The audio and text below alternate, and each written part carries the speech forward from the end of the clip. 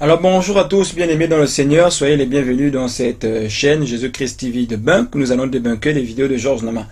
Et Georges Nama ici accuse Jésus de faire le Kundalini. Et il dit que certaines manifestations spirituelles, c'est du Kundalini. Il dit que c'est du Kundalini, c'est une doctrine qui vient de l'Inde, c'est un truc qui vient de l'Inde. Or, c'est dans la Bible, on va voir cela dans la Bible. Et il accuse tout le monde parce qu'il y a des personnes qui font tomber les gens en le poussant par la main ou le touchant par la main. Donc, que lui, il ose dire que c'est de la magie, c'est du Kundalini. Et puis, bon, voilà. Il raconte un peu sa vie. Mais donc, j'ai téléchargé plusieurs vidéos de Georges Nama, mais parmi toutes ces vidéos, j'ai pas pu avoir l'une des vidéos, il dit c'est le Kundalini. Je l'avais déjà écouté dire cela. Et puis bon, je me rends compte qu'il est encore en train de tromper les gens et il veut juste salir l'image des gens. On a vu dans la vidéo précédente que ce monsieur a osé dire que il y a des pasteurs qui sortent de leur corps, donc ils font de la magie. Or la Bible, on a vu des versets dans la Bible tout à l'heure qui, plusieurs ont été ravis en esprit par la grâce de Dieu. Et donc lui, il veut toujours dénigrer, il veut toujours insulter les pasteurs, il veut toujours les maudire et il donne aucune preuve. Et après il dit c'est la magie, mais il ne lit pas sa Bible. Ce monsieur ne lit pas sa Bible.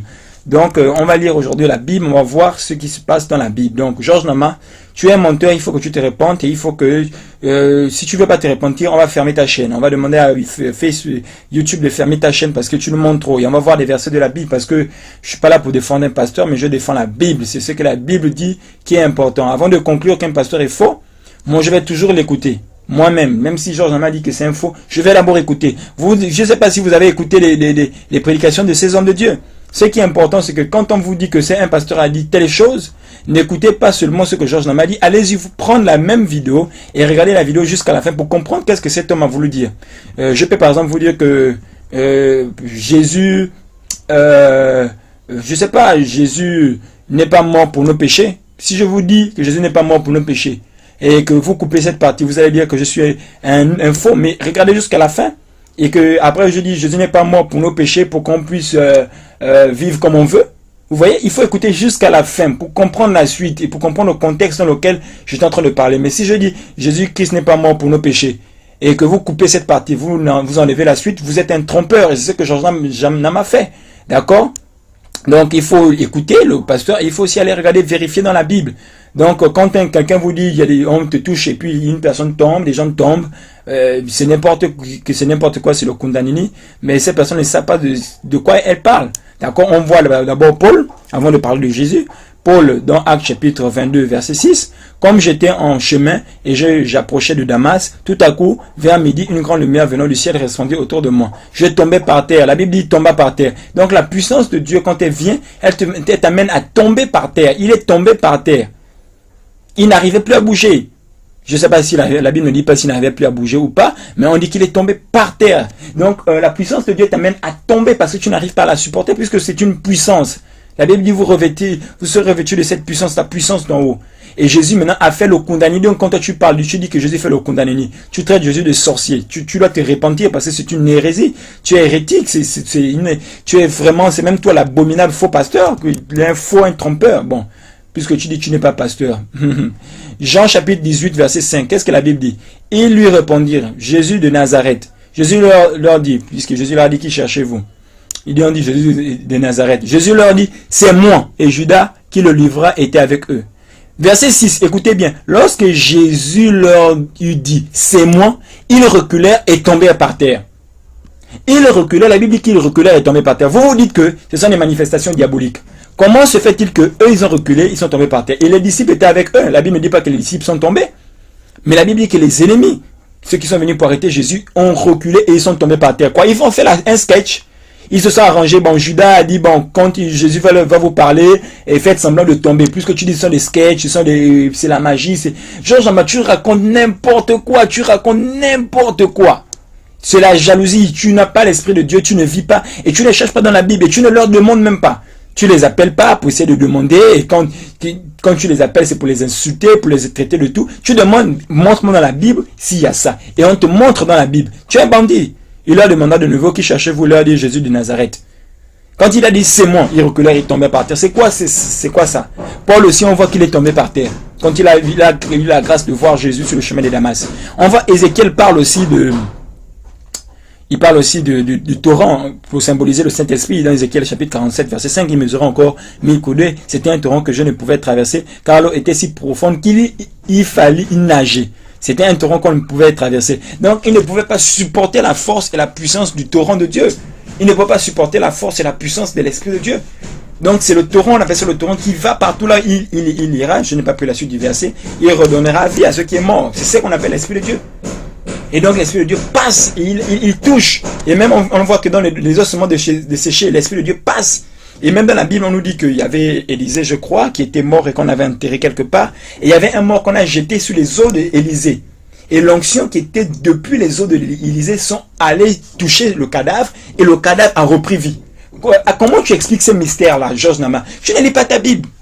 Donc quelqu'un peut même communiquer l'onction qui est sur sa vie à une personne. Si déjà des ossements desséchés, d'accord, des ossements qui sont là depuis des années et des années, qui sont déjà, je sais pas, comment dire, un mort, quelqu'un qui vient à peine de mourir, on le balance sur ses os et ses os reprennent vie. Je n'ai pas le verset, je dois le mettre en commentaire. Un instant, je vais chercher le verset. Voilà, excusez-moi pour ce petit temps. Voilà, j'ai pu retrouver le verset en question. C'est dans 2 Rois. 2 Rois, je mets 2 Rois, chapitre 13, à partir du verset 20 jusqu'au verset 21. D'accord? Jusqu'au verset 21. Qu'est-ce que la Bible nous dit? Je mets le verset ici, même en gras.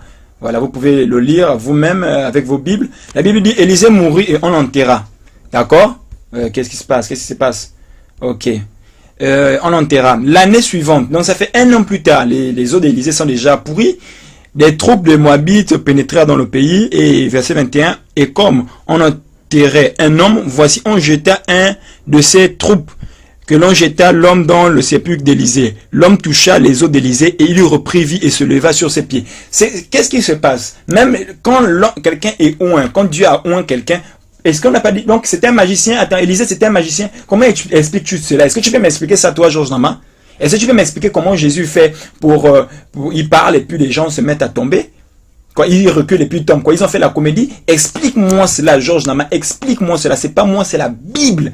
Si tu es en accord avec la Bible ou si tu es contre la Bible. Si maintenant tu t'es trompé, tu te réponds. Parce que tu peux pas dire que c'est le Kundanini. Et on sait tous que le diable aime imiter Dieu. Le diable, quand il fait de la magie, ce sont des faux miracles. Ça ne change personne. On a le cas dans Actes des Apôtres chapitre 8. Quand Philippe vient, il y avait un magicien qui était là. Il n'y avait pas de miracles qui se faisaient, mais quand Philippe est venu, il y a eu des miracles et les vies des gens étaient changées. Or, avant, les vies n'étaient pas changées. Mais quand on voit les hommes de Dieu prêcher aujourd'hui, les vies des gens changent, les vies des gens sont transformées. Donc, tu ne peux pas me dire que c'est de la magie. Georges Nami, tu es méchant. Il faut que tu te répandes. Si tu es véritablement un serviteur de Dieu, que tu prétends aimer Dieu, tu dois te repentir. Si tu ne te répands pas, je vous dis, si dans un mois, vous regardez cette vidéo et vous voyez que ça a été publié depuis 1 mois et que Georges Nama n'a pas mis un commentaire pour dire qu'il se répand ou bien pour justifier que c'est pas biblique ou bien que je me suis trompé, bibliquement, c'est faux. Vous allez voir, on signale toutes les vidéos de Georges Nama comme étant des vidéos douteuses à YouTube pour que sa chaîne soit complètement effacée parce qu'il doit se repentir. Et c'est pas la seule vidéo, je suis à la 7e vidéo, il y a plus d'une vingtaine d'erreurs que je veux montrer à la lumière de la Bible. Georges Nama, tu dois te repentir. Et Jésus a été clair, il a dit que celui qui croit en moi, il fera les choses que j'ai fait, il en fera aussi de plus grandes parce que je vais au Père. Est-ce que tu as déjà vu Jésus prier pour quelqu'un qui a le pied qui a été amputé et puis le pied pousse? Mais pourtant Jésus est capable de le faire et pourtant il y a des hommes de Dieu qui prient pour ces genres de cas et le pied pousse. Il y a une onction pour ça. La Bible nous parle de différentes opérations. On parle du don d'opération, de miracle. On nous parle de ça dans 1 Corinthiens chapitre 12. Le don de vision, le don de parole de connaissance, le don prophétique. Tous ces dons. J'aurais dû prendre même 1 Corinthiens 12. Je sais pas. J'aurais dû prendre aussi ce verset-là. Bien depuis longtemps. Donc, quand les gens ne lisent pas la Bible et ne croient pas aux manifestations de l'esprit, ils vont juger, ils vont condamner, ils vont juger, ils vont condamner. Ce sont les gens qui ne lisent pas la Bible qui croient en Georges Nama. Vous ne lisez pas la Bible et vous êtes manipulé. Donc, Georges Nama, il faut que tu te répondes. La Bible vient encore de te confondre. À chaque fois, je te dis que je ne défends même pas un homme de Dieu. Je viens seulement, je prends ce que la Bible dit. Toi, tu dis que ce que les gens font, c'est du diable. Mais on voit que Jésus l'a fait. Jésus a prié même il a demandé à ce que Pierre, je ne sais pas qui, aille pêcher un poisson et de prendre de l'argent qui était dans la bouche du poisson. Quoi, Jésus a fait de la magie. C'était de la magie. Comment l'argent a pu apparaître dans la bouche d'un poisson? Jésus a dit, celui qui croit en moi, il fera des plus grandes choses. Comment Jésus a-t-il fait pour multiplier les pains? Jésus était un magicien. Si aujourd'hui quelqu'un se met à prier pour, par exemple, il multiplie les pains de quelqu'un. Et en plus, Élisée l'a fait. L'huile de la femme ne finissait plus. C'était une bouteille. qui a rempli tous les vases d'huile. Une bouteille, une petite bouteille qui remplit plusieurs vases d'huile. Comment se fait-il? Comment cela se fait-il? Tu vas dire que c'est la magie. Élisée l'a fait. Jésus aussi l'a fait. Jésus a multiplié le pain et le poisson pour nourrir toute une foule avec quelques 5 pains, 3 poissons. Mais Georges Nama, mais tu es malade quand tu racontes que la magie, la magie, la magie. Un magicien, c'est celui qui ne prêche pas Jésus parce qu'il ne confesse pas Jésus. Il y a des gens qui confessent Jésus et qui n'amènent pas les gens vers eux-mêmes. Qui ne parlent pas de la haine de leur prochain. Toi, tu parles de la haine de ton prochain. Tu pousses les gens à haïr leur prochain. L'esprit que tu communiques aux gens, ce n'est pas un esprit d'amour. C'est un esprit de mépris. C'est un esprit de moquerie que tu es en train de donner aux gens. La Bible ne dit pas que le Saint-Esprit est un esprit de mépris. L'esprit de Dieu n'est pas un esprit de mépris. L'esprit de Dieu n'est pas un esprit de moquerie. L'esprit de Dieu est un esprit d'amour et de compassion. Est-ce que tu pries pour ces gens? Tu ne pries même pas pour ces gens. Quel homme de Dieu que tu vas dire qui s'est repenti à cause de toi? Puisque tu es impoli, tu ne sais même pas parler aux gens. Tu traites des gens d'homosexuels, ils se sodomisent, des pasteurs qui se sodomisent, et tu cites leur nom sans donner des preuves. Et on va croire en cela. Georges Nama, tu dois te repentir parce que ce que tu fais, c'est de la sorcellerie. C'est de la sorcellerie. Et je vais vous dire à vous, vous qui m'écoutez, qui écoutez et qui aimez bien Georges Nama, je vais vous dire quelque chose. Un jour aussi, Dieu va vous utiliser. Parce que vous voulez voir des gens être sauvés. Et un jour, vous allez vivre des miracles. Parce que tout chrétien doit vivre des miracles. Ce sont des miracles qui accompagneront ceux qui auront cru. Vous allez voir des cas de maladie, vous allez prier pour les malades. Mais un jour, cette vidéo apparaîtra sur Internet et Georges Nama va voir cela. Et qu'est-ce qu'il va faire?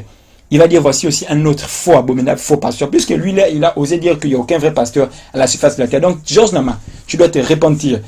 Tu dois te repentir. Dans ma première vidéo, vous allez voir les titres. Tous les titres sont là. Il ose dire qu'il n'y a aucun vrai pasteur à la surface de la terre. Donc, Jésus a échoué. Tu es malade, Georges Nama. Tu es malade. Tu as des problèmes. C'est juste du buzz. Tu n'es pas chrétien. C'est juste du buzz que tu veux faire.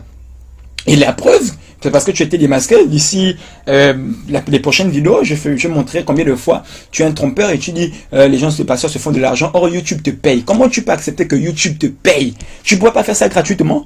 Tu ne peux pas faire ça gratuitement. Même dans tes sites internet, tu mets faire un don. Faire un don. Faire un don. Pourquoi faire un don? Tu ne peux pas aussi faire ça gratuitement.